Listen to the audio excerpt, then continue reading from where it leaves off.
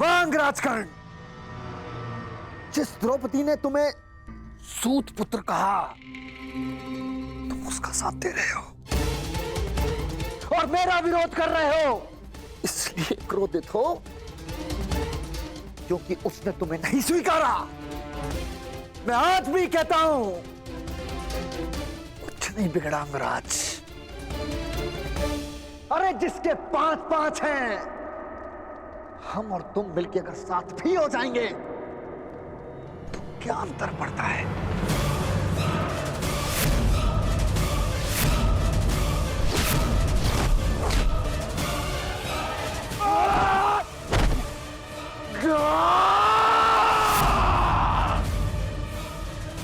तुम जैसे कुबुद्धियों के लिए इस संसार में कोई स्थान नहीं।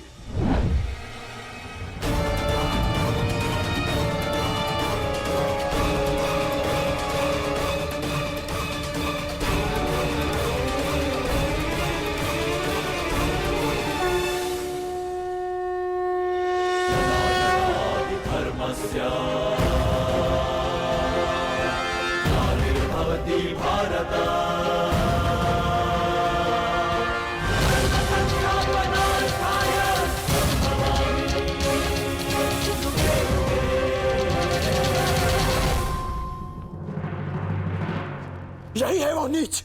आज भले ही यज्ञ भंग हो जाए, परंतु इस नराधम का वध तो निश्चित है। इसके शरीर में इतने बाण फेंकूंगा कि वायु प्रवेश का स्थान भी नहीं बचेगा।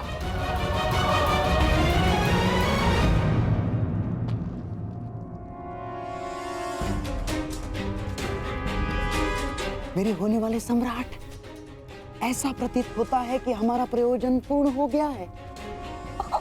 रुक जाओ अंगराज, शांत हो जाओ।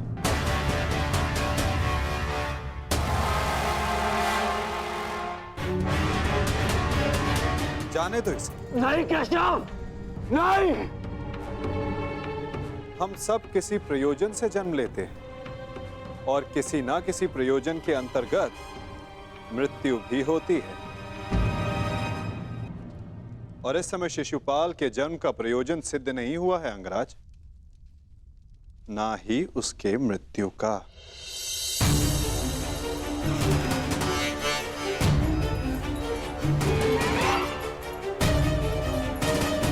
इस समय उसे क्षमा कर देना ही श्रेयस्कर होगा, है ना शिशुपाल?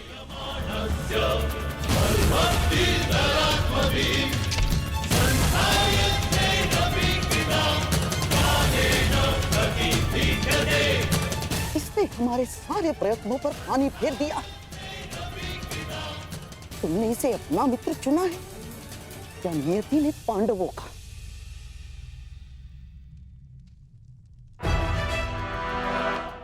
आओ शिशुपाल, उठो।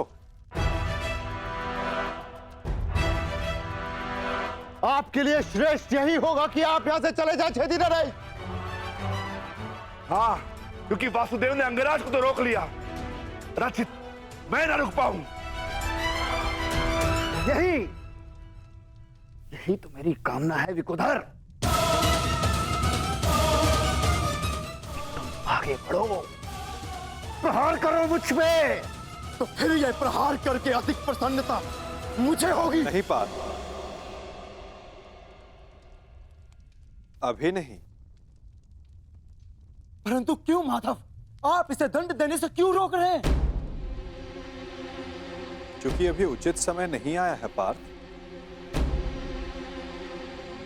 शिशुपाल के जन्म का प्रयोजन अभी पूर्ण नहीं हुआ है।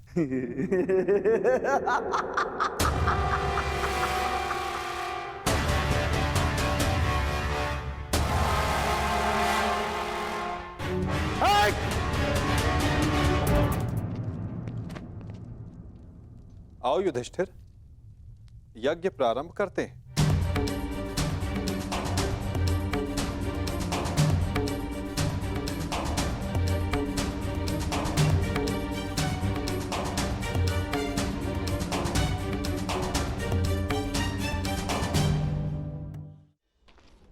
रुक जाइए अंगराज।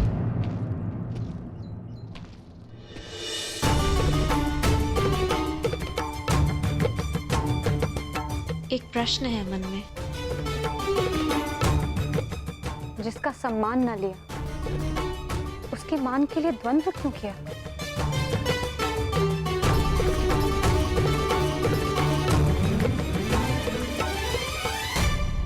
यदि आपके स्थान पर कोई और स्त्री भी होती याज्ञसेनी, तो यह अंगराज उसकी रक्षा भी अवश्य ही करता है, क्योंकि जिसने मुझे जन्म दिया वो भी एक नारी है, और हर नारी सदा सम्मान का पात्र होती है।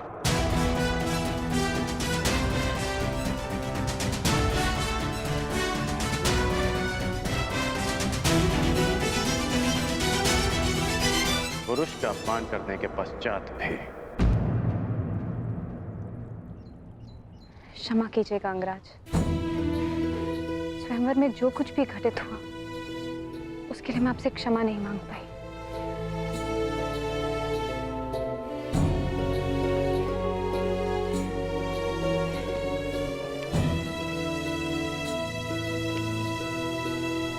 क्षमा उस कर्म के लिए मांगनी चाहिए देवी जिसके परिणाम से खेद हो। क्या सत्य में आपको उस कर्म के परिणाम का पछतावा है? आपको लगता है मुझे खेद नहीं है? नहीं है, आपको खेद नहीं है। खेद और पछतावा दृष्टि में दिख जाते हैं, और आपकी दृष्टि में समझता हूं।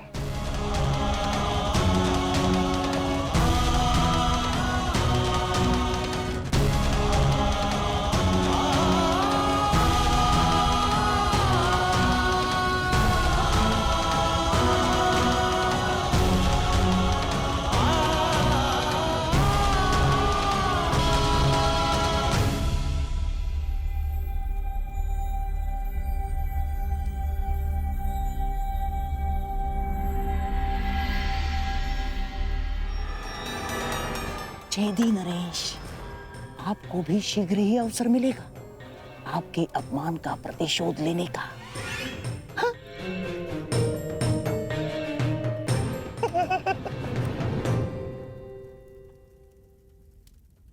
अब सारे अतिथि राजा अपनी अपनी भेंट होने वाले सम्राट को प्रस्तुत करें।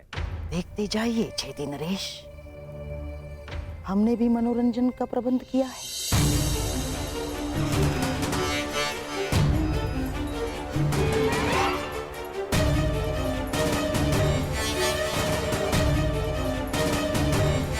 धृतराष्ट्र पुत्र दुर्योधन की ओर से